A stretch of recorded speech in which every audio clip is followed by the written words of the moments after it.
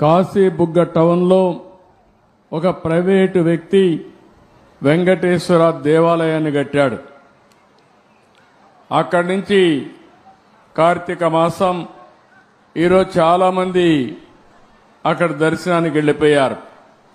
కనీసం ఆయన చేసినప్పుడు పోలీసుకు కూడా చెప్పలేదు. చెప్పుంటే పోలీస్ ప్రొటెక్షన్ పెట్టి ఎక్కడికక్కడ కంట్రోల్ చేసేవారం.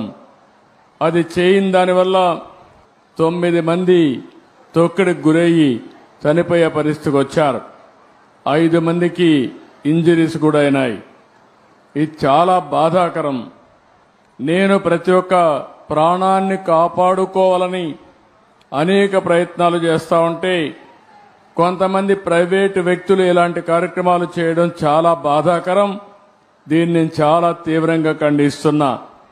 రాష్ట్రంలో అందరికి కూడా విజ్ఞప్తి చేస్తున్నా, మన ప్రాణం చాలా ముఖ్యం.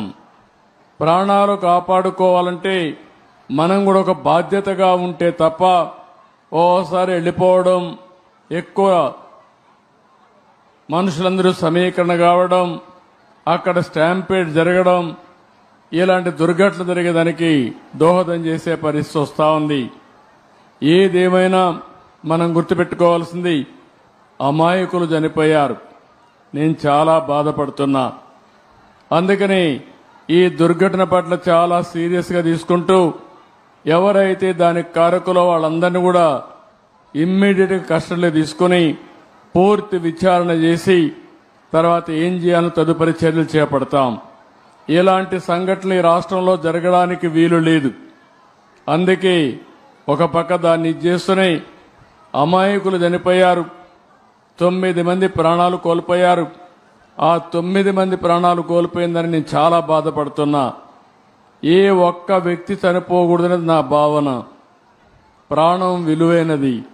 అలాంటి ప్రాణాలు పోగొట్టుకున్నప్పుడు మనం కూడా బాధ్యతనే ఇది చేయాల్సిన అవసరం ఉంటుంది. అలాంటి కుటుంబాలకు నా ప్రగాఢ సానుభూతి తెలియజేసుకుంటూ చనిపోయిన వాళ్ళందరికీ మన నివాళులు అర్పిస్తూ వాళ్ళ ఆత్మకు శాంతి కలగాలని, అది కూడా దేవుని సన్నిధిలో చనిపోయారు, దేవుని కోసరం పోయారు. కానీ ఈరోజు వాళ్ళంతా కూడా ప్రాణాలు వదిలిపెట్టే పరిస్థితి వచ్చారు. చాలా బాధేస్తుంది. ఏదేమైనా మనం అందరం నిమిత్త మాత్రం. ఓసారి సంఘటనలు జరుగుతాయి. జరగకూడదని ఎన్ని ప్రయత్నాలు చేసినా కొన్ని సంఘటనలు జరుగుతున్నాయి.